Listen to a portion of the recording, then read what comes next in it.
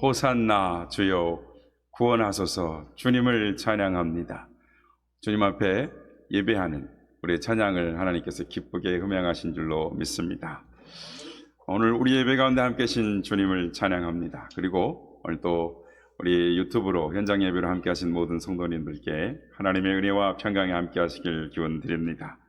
오늘 본문은 예수님께서 예루살렘으로 입성하시는 사건을 내용으로 다루고 있습니다. 예수님께서 예루살렘 성에 입성하시자 백성들이 종려나무 가지를 길에 펴고 손에 들고 환영을 합니다. 호산나 다윗의 자손이여 찬송하리로다. 주의 이름으로 오시는 이여 가장 높은 곳에서 호산나 하면서 예루살렘 성이 떠나갈 듯이 주님을 환영하고 환호하고 주의 이름을 외쳤습니다. 오늘은 그 주님의 예루살렘으로 입성하신 종려주일입니다.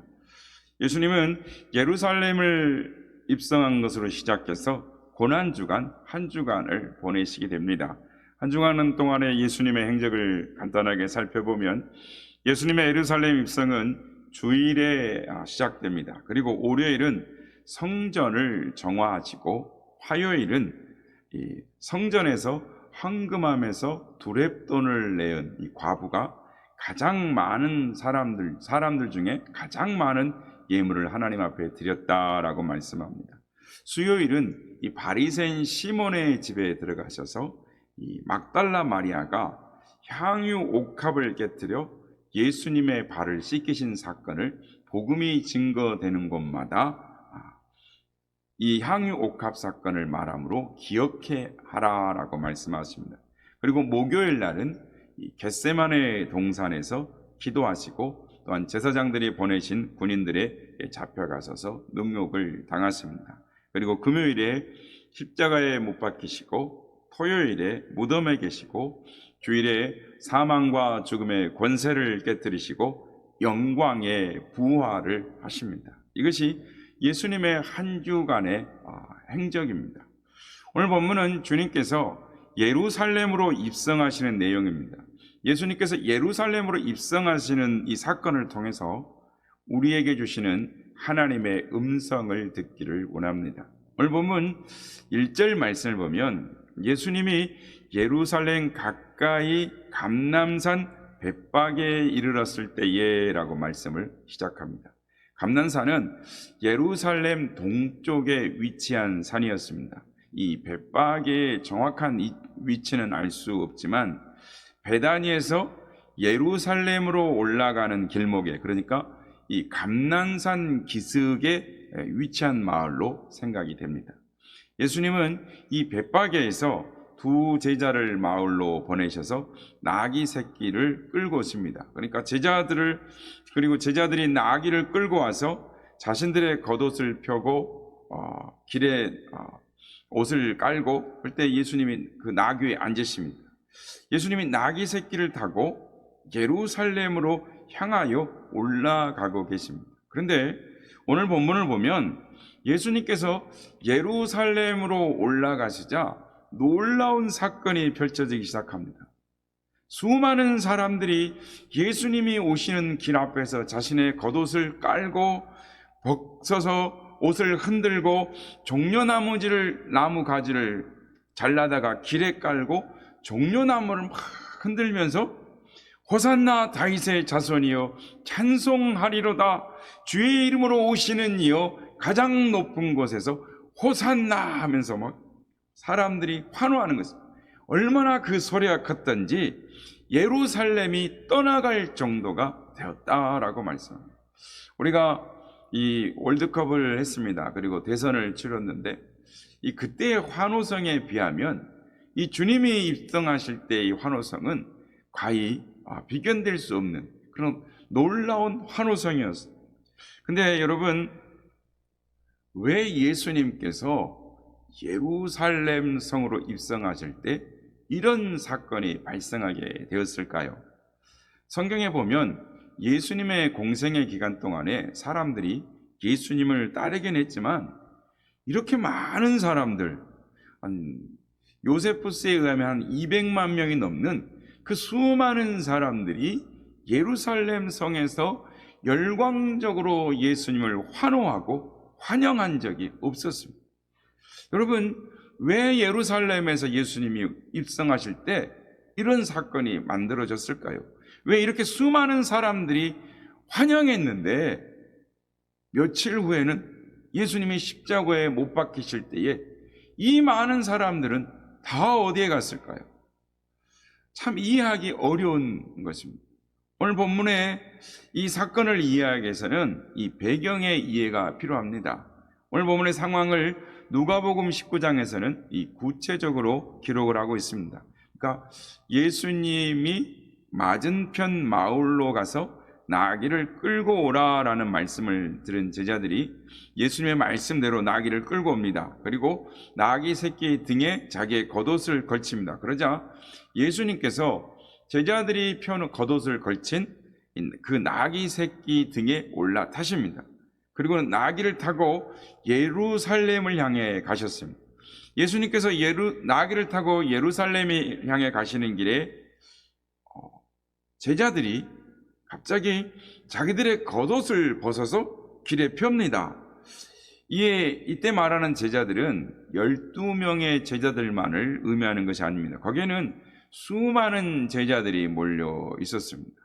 그래서 누가복음 19장 30절에 의해 보면 제자들을 지칭할 때 어떻게 지칭하냐면 제자의 온 무리가라고 이렇게 표현을 합니다. 그러니까 예루살렘에 12명의 제자만 있었던 것이 아닙니다. 예루살렘으로 오시던 길, 예루살렘으로 올라가시는 길에는 예수님의 제자들 가운데 70명의 전도자로 파송한 이 제자들도 있었습니다. 그러니까 예수님께서 70명의 제자들을 파송한 일이 있었는데 누가복음 10장 1절에 보면 주께서 따로 70인을 세우사 친히 가시려는 각 동네와 각 지역에 둘씩 앞서 보내시며 라고 말씀합니다. 그러니까 따로 70인을 세우셨다라는 말은 12제자 외에 70명이 있었다, 70명의 제자다라는 말이 의미가 되기도 하고 또는 많은 사람들, 많은 제자들 가운데에 70인을 따로 세우셨다라는 말이 되기도 합니다. 아무튼 예수님께는 12제자뿐만 아니라 70명의 제자도 있었고 그 외에 헤아릴 수 없는 수많은 제자의 무리가 있었다라는 것을 우리는 알 수 있습니다. 그들이 벳바게에 둬서 예수님께서 나귀를 타고 예루살렘에 가시는 상황이 벌어지자 길에다 겉옷을 벗어놓기 시작했습니다. 그리고 예수님이 나귀를 타시고 감람산에서 내리막길로 이렇게 예루살렘에 있으면 감람산이 있는데 감람산에서 올라서 정상에서 이렇게 내리막길로 내려가실 때 그 제자들이 그동안 자기들이 본 일들을 인하여 기뻐하며 큰 소리로 하나님을 찬양하기 시작합니다. 그러니까 감람산 내리막길이라는 말은 이 백박의 감람산 이 정상을 넘어서 정상을 넘어서 이렇게 예루살렘이 여기 있는데 이렇게 내려오는 그런 시점에 있는 나귀를 타고 내려오셨다는 이 말은 굉장히 중요한 의미를 갖습니다. 예수께서 나귀를 타시고 감람산 정상을 넘어오자 예수님의 제자들뿐만 아니라 이스라엘의 다른 백성들 6월절날 6월절을 예배하기 위해 올라왔던 이스라엘의 모든 디아스포라의 사람들이 자기들의 겉옷을 펴서 길에 펴기도 하고 어떤 사람들은 종려나무 가지를 꺾어다가 길에 펴면서 종려나무 가지를 흔들고 예수님을 호산나 호산나 하는 환영하기 시작했다라는 겁니다. 종려나무는 이스라엘 백성들에게 아주 특별한 의미가 있습니다. 우리나라의 소나무처럼 이스라엘 지역에서 가장 많이 볼 수 있는 나무 가운데 하나이긴 한데 성경에서 종려나무는 거룩함의 상징이고 성공과 승리와 번영의 상징이었습니다. 그리고 이스라엘 백성들에게는 이 종려나무는 특별한 의미가 있었습니다. 특별한 의미를 가진 역사적인 사건이 그들에게 있었습니다. 주전 2세기 이스라엘 백성들이 헬라 제국의 통치를 받고 있을 때 시리아 출신인 안티오쿠스 4세가 유대교와 이스라엘 백성들에게 엄청난 만행을 저지릅니다. 예루살렘 성전 내에 돼지 피를 뿌리고 수많은 제사장을 거기서 죽이고 모욕했습니다. 그렇게 많은 사람을 죽고 유대교가 조롱을 당하자 이스라엘 백성들이 독립전쟁을 위해서 이 마카비 전쟁이 일어나게 됩니다. 약 12년에 걸친 마카비 전쟁에서 결국 유다 마카비 장군이 이끄는 이스라엘이 승리를 거두게 됩니다. 그래서 유다 마카비 장군이 예루살렘을 탈환하고 승리하여 계산하여 들어올 때 유대인들이 종려 가지 나무를 흔들고 전쟁에서 승리하고 예루살렘에 입성하는 장수들을 대대적으로 환영을 했습니다. 비록 약 100년 후인 주전 63년경에 로마에게 다시 지배를 받게 되지만 예수님 당시에 이스라엘 백성들은 200년 전에 그 유다 마카비 장군과 같은 메시아가 나타나서 로마의 압제로부터 유대를 해방시켜 줄 것을 기대하고 있었습니다. 그런데 예수님께서 나귀를 타고 오셨습니다. 비록 유다 마카비 장군과 같은 위험 있는 군마를 타고 오신 것은 아니었지만 이 예수님께서 이스라엘을 로마로 압제로부터 해방시킬 것을 기대하고 있었습니다. 이 이스라엘 백성들이 그런 기대를 갖게 만드는 일이 있었는데 그것은 죽은 나사로를 살린 사건이었습니다. 그러니까 벳바게를 거쳐서 예루살렘으로 올라오시기 전에 예수님께서 죽은 나사로를 살리신 사건이 있었다라는 것입니다.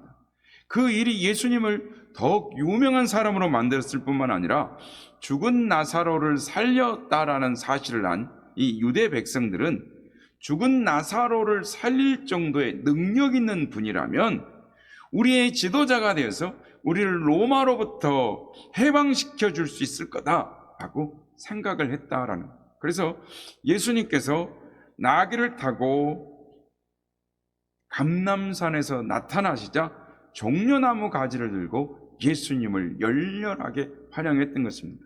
더구나 예수님은 감람산을 넘어오셨습니다. 이스라엘 백성들은 메시아가 나타나신다면 감람산에서 반드시 감람산 쪽에서 나타나실 것이다 라고 생각을 하고 있었습니다. 이스라엘 백성 지금 그 생각을 하고 있는 것입니다. 아직도 메시아가 오지 않았다라고 생각하는 현재 이스라엘 백성들은 메시아가 오시면 반드시 동쪽에서 오실 거라고 생각했습니다. 그 동쪽이 바로 감람산 쪽입니다.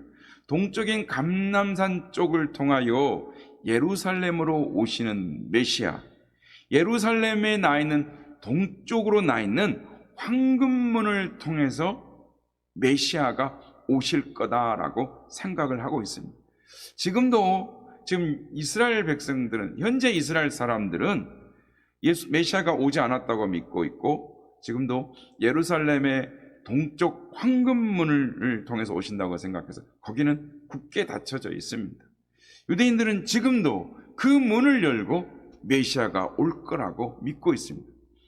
그렇게 이스라엘 백성들은 메시아가 오시면 반드시 동쪽 감람산을 통하여 오신다라고 생각했는데 지금 예수님이 그 기대에 맞춰서 감람산 쪽 벳바게에서 나귀를 타고 감람산을 넘어 예루살렘으로 내리고 계셨습니다. 그 모습을 본 사람들이 이분이야말로 성경에 예언된 대로, 이분이야말로 우리가 기도했던 대로 우리를 해방시켜 주실 메시아다라고 생각합니다. 로마로부터 해방시켜 주실 메시아로 믿었던 것입니다. 그리고 지금의 분위기라면 예수님께서 마음만 먹으면 자기를 따르는 수많은 사람들을 거기에 모여든 군종들을 선동해서 로마의 저항운동을 벌이거나 독립운동을 할 수도 있었습니다. 그래서 종려나무 가지를 꺾어다가 길에 펴면서 예수님을 맞으면서 메시아를 맞는 것처럼 호산나 호산나 우리를 구원하소서 예루살렘이 떠나가도록 예수님을 맞았던 것입니다. 유대인 역사가인 요세푸스는 당시에 예루살렘의 인구가 약 12만 명 정도 살고 있었는데 6월절에 이 예루살렘에 모여든 이 사람들은 약 270만 명이라고 합니다. 그러니까 이제 현대 학자들은 요세푸스가 이 과장해서 썼을 것이다라고 하지만 저는 그 이상 왔을 수도 있다라고 생각합니다. 요즘 이슬람의 라마단 기간입니다. 얼마나 많은 사람이 모이는지 모릅니다. 우리가 뉴스에 요즘 집중되지 않아서 그렇지 지금 이 이슬람은 지금 라마단 기간에 사람들 엄청나게 모여서 지금 메카에 순례를 하고 있는 상황입니다. 아무튼 6월절이 되면 예루살렘에 엄청난 사람들이 모여든 것입니다. 그런데 이 많은 사람들이 함성을 지릅니다. 앞에서 오늘 본문 9절 말씀입니다. 앞에서 가고 뒤에서 따르는 무리가 소리 높여 이르되 호산나 다윗의 자손이여 찬송하리로다 주의 이름으로 오시는 이여 가장 높은 곳에서 호산나. 다윗의 자손이여라는 환호에는 예수님이 다윗의 왕이다, 메시아의 길을 희망하는 기대가 담겨 있습니다. 찬송하리로다 주의 이름으로 오시는 이여 가장 높은 곳에 호산나 하는 분도 시편 118편 25절 26절에 따온 내용인데 이스라엘에 대한 회복의 내용이 있습니다. 그래서 시편 113편부터 118편까지는 이 할렐 시편이라고 하는데 이 할렐 시편은 6월절 축제 기간에 정기적으로 낭송되었던 시입니다. 여러분 6월절이 무엇을 기념하는 절기입니까? 이스라엘이 애굽의 압제에서 탈출하는 것을 기념하는 절기입니다. 그런데 이 바벨론의 침공으로 멸망을 당해서 나라 없는 서름 속에서 헬라와 수리아와 그리고 로마의 압제를 계속해서 받아오던 6월절 날 이 유대인들에게는 매번 6월절을 지킬 때마다 이 민족의 해방을 간절히 바라는 그 절기로 그들에게 의미가 또 부여되고 또 의미가 그들 가운데 새겨지게 되었던 것입니다. 그래서 무리들이 높여 호산나라고 외친다는 것은 주님 우리를 구원해달라고 막 외치는 것이었습니다. 오랜 동안 이 주를 기다리는 그 메시아에 대한 열망이 무리들을 향하여 소리 지르게 했던 것입니다. 여러분 이 무리들 속에 누가 있었습니까? 이 무리들 속에 제자들이 있었습니다. 여러분 제자들의 기분을 아시겠습니까? 제자들은 지금 굉장히 흥분되어 있는 상태입니다. 왜냐하면 평소와 다른 예수님의 모습을 지금 보고 있기 때문입니다. 제자들 마음속에 예수님에 대한 기대로 한창 부풀어 있었습니다. 그들은 예수님과 세례 요한이 나눈 대화를 기억하고 있었습니다. 마태복음 11장 2절에서 5절 말씀 보면 요한이 옥에서 그리스도의 하신 일을 듣고 제자들을 보내요 예수께 여짜오되 오실 그이가 당신이 오니까 우리가 다른 일을 기다리오리까? 예수께서 대답하여 이르시되 너희가 가서 듣고 보는 것을 요한에게 알리되 맹인이 보며 못 걷는 사람이 걸으며 나병 환자가 깨끗함을 받으며 못 듣는 자가 들으며 죽은 자가 살아나며 가난한 자에게 복음이 전파된다 하라라고 말.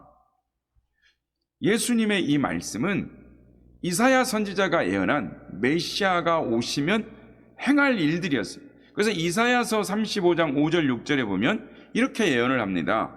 그때 맹인의 눈이 밝을 것이며 못 듣는 사람의 귀가 열릴 것이며 그때 저는 자는 사슴같이 뛸 것이며 말 못하는 자의 혀는 노래하리니 이는 광야에서 물이 솟겠고 사막에서 시내가 흐를 것입니다. 이사야서 61장 1절에도 이렇게 예언합니다. 주 여호와 영이 내게 내리셨으니 이는 여호와께서 내게 기름을 부으사 가난한 자에게 아름다운 소식을 전하게 하려 하십니다. 나를 보내사 마음이 상한 자를 고치며 포로된 자에게 자유를 갇힌 자에게 노임을 선포하며라고 이사야 선지자가 예언했습니다. 이 요한의 질문에 예수님 그분이 당신입니까? 라고 물어볼 때 예수님 뭐라고 말씀하시냐면 그래 맞다. 이사야가 예언한 그 메시아가 바로 나다라고 말씀하시면서 사역 내내 맹인들을 보게 하시고 귀머거리가 듣게 하시고 안전뱅이를 일으키시고 벙어리가 말을 하고 죽은 자가 살아나는 자신의 메시아 되심을 증거하셨습니다. 제자들은 오병이어로 5,000명을 먹이신 예수님을 보면서 마침내 우리 주님이 오실 메시아라는 걸 확신하기 시작했어요. 그리고 예수님을 다윗의 왕조를 회복할 이스라엘의 왕으로 옹립할 것을 결심합니다. 오늘날로 말하면 대권을 향한 도전이 시작된 겁니다. 그런데 예수님은 메시아임에도 불구하고 항상 자기를 숨기려는 태도를 취하시는 겁니다. 병을 고쳐주시는 이유에도 다른 사람들이 알지 못하도록 가서 말하지 말라라고 말씀을 합니다. 높아지는 자는 섬기는 자가 되라라고 말씀합니다. 한 번은 많은 무리가 와서 그를 왕으로 세우려고 할 때 예수님은 그들을 피해서 다른 곳으로 도망가기까지 하시는 겁니다. 제자들이 보기에는 너무나 이상합니다. 능력도 있고 인기도 있고 기회도 주어졌는데 왜 예루살렘으로 가서 메시아의 시대의 도래를 선포하지 않을까? 왜 왕으로 군림하시지 않을까? 제자들은 예수님을 따라가면서 항상 의구심이었어요. 그런데 오늘은 예수님의 태도가 그와 정반대였습니다. 제자들을 시켜서 나귀를 가지고 오라고 합니다. 구약에 예언된 대로, 스가랴 선지자가 예언된 대로 나귀를 타시고 왕의 모습으로 예루살렘으로 들어가시면서 무리들이 즐거이 호산나 호산나 하는 찬양을 받으시는 것 같습니다.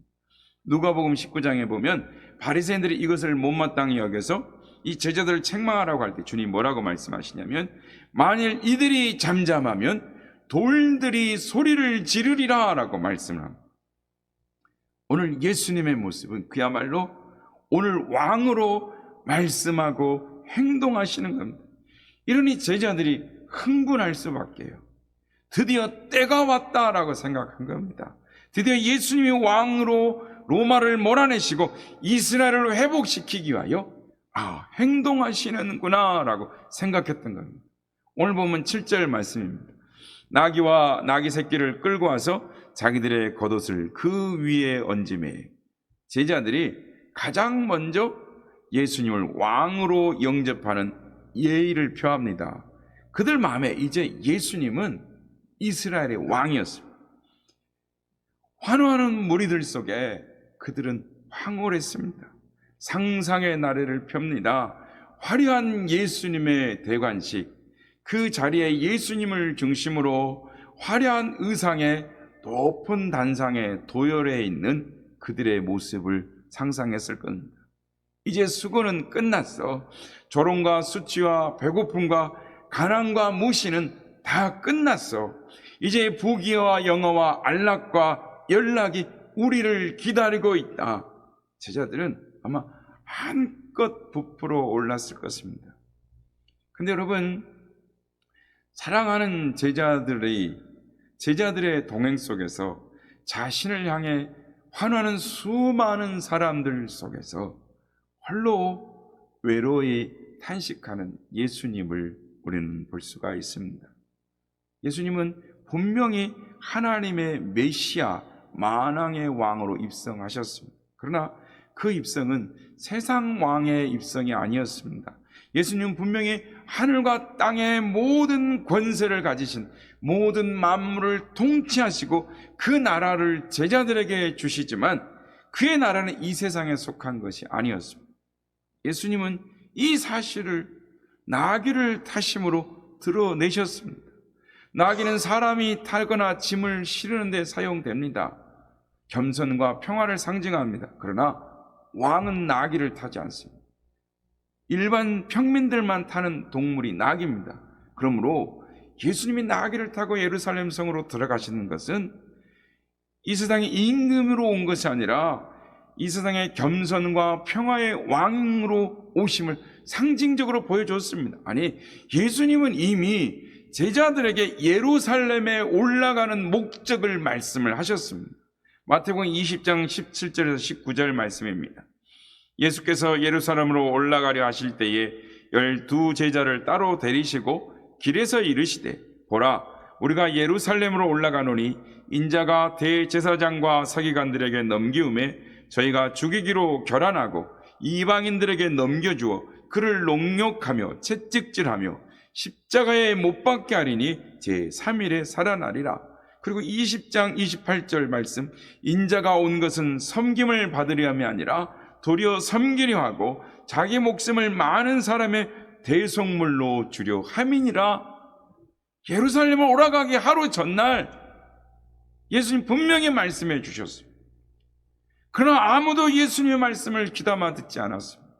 그들의 마음은 세상의 욕망으로 가득 차 있어서 예수님의 말씀이 들리지 않았습니다.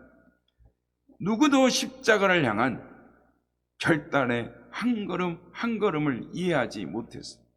환호하는 군중들 속에서 예수님을 사랑한다라고 말하는 제자들도 예수님의 마음을 알지 못했습니다. 예수님은 영광을 위하여 나가시는 것이 아니라 십자가의 수치와 고통과 죽음을 향해 나아가고 계셨습니다. 사랑하는 성도 여러분, 예수님은 긴 여정의 마무리를 향해 가고 있었습니다. 예수님의 여정은 나사렛에서 예루살렘에 아니라 예수님은 하늘 저 높은 곳 보좌 위에서 이 낮고 낮은 땅에 인간의 몸을 입으시고 골고다 십자가를 향하여 나아가고 계셨습니다. 여러분, 도대체 왜 예수님께서, 하나님의 아들이신 예수님께서 하나님의 보좌의 우편의 영광을 버리시고 낮고 낮은 인간의 몸을 입고 오셔서 죄인들과 같이 되셨을 뿐만 아니라 수치와 모욕과 저주와 고통스러운 십자가를 지십니까? 왜 수많은 동족들이 환호하고 있는 이 시간에 자신을 왕으로 영접하며 군림하며 절하는 그 자리에서 묵묵히 저주의 십자가를 향하십니까? 도대체 왜, 무엇 때문입니까? 바로 우리들 때문입니다.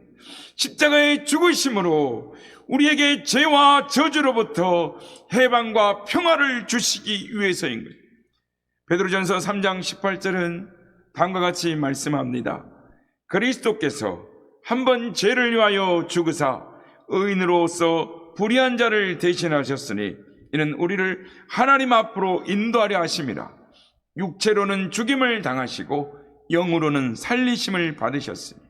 여러분, 예수님께서 왜 십자가를 향하여 나아가고 계십니까? 바로 저와 여러분 때문입니다. 조금만 손해를 봐도 예수님을 원망하는 우리 때문입니다. 조금만 바빠도 예수님이고 교회고 사역이고 다 내팽겨쳐버리는 우리 때문입니다. 모든 건 목숨까지 다 주신 예수님 앞에서 그 예수님을 위하여 아무것도 내놓지 아니하는 이기적인 우리 때문입니다. 우리의 발을 씻기시고 이제는 나를 대신해서 너의 지체를 사랑하고 섬기라라고 하신 예수님 앞에서 나와는 맞지 않다고 지체를 헐뜯고 비난하고 여전히 욕하는 우리 때문입니다. 우리 자신을 위해서는, 우리의 가족을 위해서는 시간과 정열과 돈을 아낌없이 다 사용하면서도 예수님을 위해서, 몸된 교회를 위해서는 아까워하고 힘들어하는 우리들 때문에, 우리의 부족함 때문에, 패역한 우리들 때문에 예수님은 십자가를 향하여 묵묵히 나아가신 것은, 예수님이 십자가를 포기할 수 없는 이유는 당신의 십자가로 죄사함을 누리고 하나님과 화목하게 되는 복을 누릴 우리들을 위해서입니다. 십자가의 사랑 앞에서 굴복함으로 하나님 나라 영광을 위하여 생애를 바칠 우리들의 가능성을 위해서인 것입니다. 사랑하는 여러분, 예수님이 예루살렘으로 올라가고 계십니다. 예수님이 십자가 앞으로 나아가고 계십니다. 여러분, 군중들의 환호 속에서, 제자들의 흥분 속에서 무엇을 발견하십니까? 종려나무를 흔들며 환호하는 무리들 속에서 바로 나의 모습이 들어있지는 않습니까? 나귀 새끼에 겉옷을 걸쳐주며 헛된 욕망으로 가득 차 있는 제자들의 모습 속에서 우리 자신을 발견하지는 않습니까? 십자가를 향해서 자신의 몸과 피와 물을 다 쏟아부어서 바로 우리의 구원과 평화를 주시고자 나아가시는 예수님을 바라보면서 그 예수님을 기억하는 이 고난주간을 맞이하는 지금 이 순간에 여러분은 무엇을 생각하십니까? 지금 여러분의 마음속에는 무엇이 가득 들어 있습니까? 세상의 욕망이 내 안에 가득 차 있습니까? 높아지고자 하는 욕망이 나를 지배하고 있습니까? 섬김을 받고자 하는 마음이 여전히 나의 마음입니까? 나의 마음은 오로지 물질적인 회복입니까? 세상적인 회복과 성공을 바라며 예수님을 따르고 있습니까? 여러분, 예수님은 십자가를 향하십니다. 그리고 말씀하십니다. 또 무리에게 이르시되 아무든지 나를 따라오려거든 자기를 부인하고 자기 십자가를 지고 나를 쫓을 것이니라. 십자가를 향한 그 길에 사랑하는 제자들, 그 수많은 제자들이 있었지만 예수님은 홀로 그 길을 올라가셨습니다. 성도 여러분, 이 고난주간에 예수님과 함께 길을 걷고 계십니까? 아니면 여러분 혼자, 당신 혼자 예수님과 상관없이 여러분의 길을 걷고 계십니까? 예수님이 예루살렘에 올라가실 때 예수님을 찬양하는 소리가 함성이 되어 예루살렘을 흔들어 댔습니다. 예수님이 가는 길에 겉옷을 펴고 종로나무지 가지를 깔고 소리 높여 호산나 왕이시여 우리를 구원하소서 외쳤습니다. 그러나 어느 누구도 주님의 뜻에는 관심이 없었습니다. 주님의 마음을 알아주는 이가 없었습니다. 십자가에는 무관심합니다. 그들이 원하는 것은 십자가가 아니라 승리와 영광이었습니다. 그 수많은 사람들 가운데 심지어 온 제자의 무리들이, 아니 12 제자조차도, 주님을 사랑한다고 하는 그들조차도 예루살렘으로 올라가시는 십자가로 향하시는 예수님의 마음을 몰랐습니다. 여러분, 보이십니까? 눈을 들어 바라보십시오. 예수님과는 상관없이 들떠 외치는 수많은 사람들 사이로 홀로 외로이 나귀를 타시고 십자가의 길로 나아가시는 주님을 바라보십시오. 성도 여러분, 그때와 같이 오늘도 사람들은 십자가를 멀리합니다. 십자가를 원하지 않습니다. 예수님을 따른다고 하면서도 예수님 때문에 오는 수고와 어려움을 싫어합니다. 핍박과 고난의 십자가보다는 성공과 평안함과 안락함을 추구합니다. 낮아짐과 섬김과 수고보다는 대접받기를 원하고 욕심과 성공만을 추구합니다. 그래서 지금도 주님은 홀로 외로이 십자가의 길을 올라가고 계십니다. 주님은 우리에게 지금도 아무든지 나를 따르려거든 자기를 부인하고 날마다 제 십자가를 지고 나를 쫓을 것이니라 라고 말씀하십니다. 주님을 따라오라고 하십니다. 성도 여러분, 외롭게 홀로 십자가의 길을 걷고 계시는 그 주님 곁에 이제 여러분이 주님과 함께 걷지 않으시겠습니까? 이번 고난주간 주님과 함께 십자가의 길을 걷는 고난주간이 되기를 원합니다. 예수님의 십자가를 깊이 묵상하는 한 주간이 되기를 바랍니다. 그리고 이 질문을 끊임없이 던지기를 원합니다. 예수님 왜입니까? 예수님 왜 십자가입니까? 예수님 왜입니까? 예수님 왜 십자가입니까? 예수님의 이 한마디를 들으십시오. 바로 너 때문이다. 바로 너 때문이다. 내가 너를 사랑한다.